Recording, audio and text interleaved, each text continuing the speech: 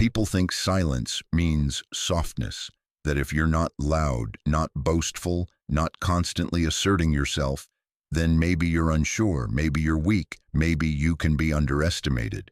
But that's the mistake. That's always the mistake. The quiet one in the room isn't the weakest. They're usually the most dangerous because silence isn't absence, it's awareness. The person who sits back, listens more than they speak, watches more than they move. Don't confuse that with inaction. That's calculation. That's discipline. That's someone who doesn't reveal their position because they don't need to, while everyone else is trying to be seen, trying to be heard, trying to dominate space and grab attention. The quiet one is studying, mapping every insecurity, every weakness, every tell. They're not passive, they're precise. They don't act out of impulse, they act with intention. And when they finally do move, it's not reactive, it's decisive. That's what makes them dangerous, because they're not ruled by emotion. They're ruled by clarity. While others are too busy performing, defending, overcompensating, the quiet one has already figured out what everyone else missed. That's their edge. They're not loud because they don't have to convince anyone. They're not loud because they're not seeking approval. They're building leverage, quietly, silently, strategically. And the more silent they are, the more unpredictable they become. And unpredictability is power, because people can't control what they can't read. They don't know how to respond to someone who doesn't react. That's what makes stillness feel threatening. That's why people get uncomfortable around someone who says little, reveals little, asks little, because you can't figure out where they stand. You can't get inside their head. You can't provoke them because they're not ruled by the same triggers. And that makes people nervous. And what makes people nervous makes them weak. That's what the quiet one knows. Power isn't in volume, it's in control, it's in restraint, it's in knowing that you could speak, but you don't need to, that you could dominate, but you'd rather observe, because control of self always leads to control of the room. And that's the real game the quiet ones are playing. While others are shouting their value, the quiet one becomes valuable by not offering themselves so easily. Scarcity is power. And silence is a form of scarcity. It says, you don't get access to me just because you want it.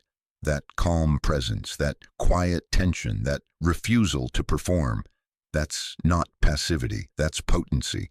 And when it finally shows its teeth, it's too late. Because by then, the quiet one already knows everything they need to know, and you don't even know what hit you. Still waters run deep. That phrase isn't just poetry, it's warning. Because the people who speak the least often carry the most thoughts, the most experience, the most pain, the most strategy, and the most restraint.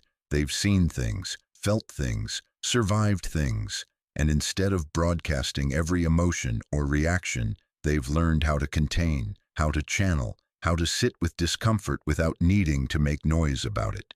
You see, real depth doesn't show off. It doesn't beg to be recognized. It's quiet because it doesn't need permission to exist. It's rooted. And that's what makes quiet people so unnerving. They hold their depth without trying to impress you with it. They don't spill. They don't overshare. They don't try to validate their intelligence or toughness or intentions. They just carry it, calmly, completely. And that kind of stillness, it makes you wonder what they're capable of. It makes you curious. It makes you cautious. Because in a world full of emotional leakage and reactive noise, the one who remains centered is unpredictable. You can't read what's hidden. You can't fight what you can't see coming. And the quiet ones, they don't broadcast their strength. They absorb. They endure. They wait. They sit back while chaos burns around them. And when the moment's right, they strike. Not emotionally. Not impulsively, but surgically, efficiently, with a precision that only comes from sitting in silence long enough to know exactly what needs to be done. That's what people misunderstand. They think loud is strong. They think dominance comes from volume. But the ones who truly know how to move, They move without announcement. They don't need a crowd to feel powerful. They don't need validation to act, because their source of power doesn't come from outside. It comes from depth, from stillness, from knowing that silence isn't empty. It's full of everything, everything they've ever learned, everything they've overcome, everything they're waiting to use when the moment calls for it. So when you meet someone who doesn't rush to speak, who doesn't flinch, who doesn't try to prove anything, pay attention. That's not passivity. That's pressure building in the deep. And when it moves, it doesn't ripple. It breaks things, quietly, permanently. The quiet ones don't bluff. They don't make noise to intimidate. They don't throw empty threats. They don't posture. Because when they act, they don't warn you first. They don't give signals. They don't send a message. They move in silence, and by the time you realize it, it's already done. Already decided, already executed. That's what makes them dangerous. There's no buildup, no drama, just action. Precise, clean, and final. They don't need to perform conflict because they're not attached to the performance. They're attached to the result. So while others are wasting time trying to look powerful, trying to shake the room with their voice, the quiet one is setting the board, calculating moves, waiting for the moment you're exposed. And when they strike, there's no noise, just consequences, no second chances, no explanations. That's why people fear silence, not because it's empty, but because it's unreadable. And unreadable people are uncontrollable. You can't negotiate with someone who doesn't play the game like everyone else. You can't predict someone who hides nothing and everything at the same time. That's what silence gives them, an advantage, because it keeps their power hidden until the exact moment it's needed. And when it's used, it's efficient. It doesn't ask for approval. It doesn't need a reaction. It just lands. And that's what separates the loud from the lethal.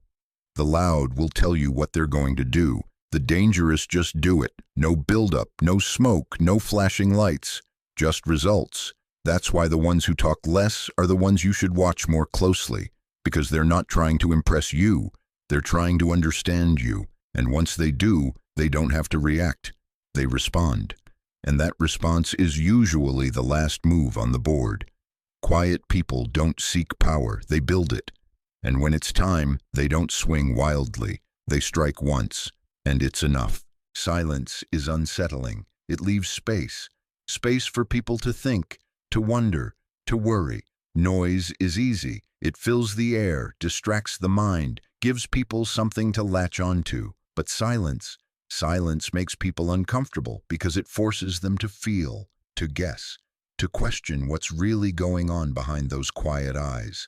That's why silence commands more fear than shouting ever could. Because when someone yells, at least you know where they stand.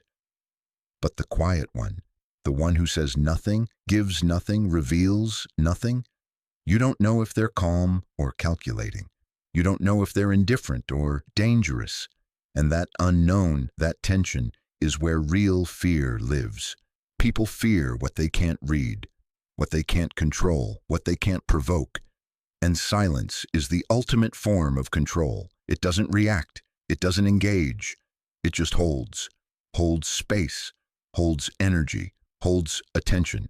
The quiet person walks into a room and doesn't need to say a word, but everyone feels it. That edge, that presence, that aura of someone who isn't trying to prove anything because they already know who they are.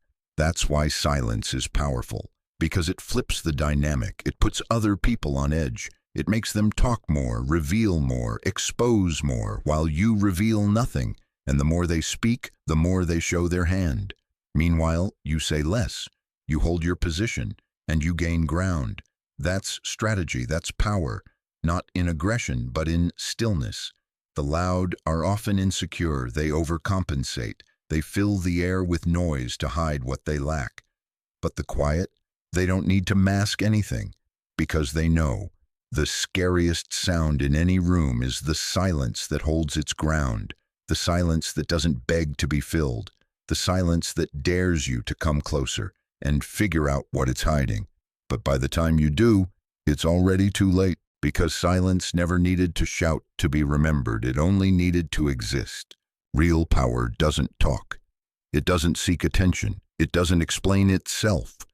It doesn't broadcast its moves or ask for recognition. Real power moves when it's time. And when it moves, it changes everything, quietly, permanently. That's what makes the quiet ones dangerous, because they're not interested in noise, performance, or validation. They're interested in leverage, in understanding the field while everyone else is playing to the crowd, in observing the patterns, the weaknesses, the pressure points, and then acting with precision, not with emotion, but with intent, not to prove anything, but to make something undeniable. And they do it without a speech, without a warning, without a crowd cheering them on. Because when you carry real power, you don't need to convince anyone, you just are. That's why the most dangerous person is always the quiet one, not because they're hiding something, but because what they hold is too powerful to waste on noise. They've mastered the art of not reacting, the discipline of patience, the strength of presence.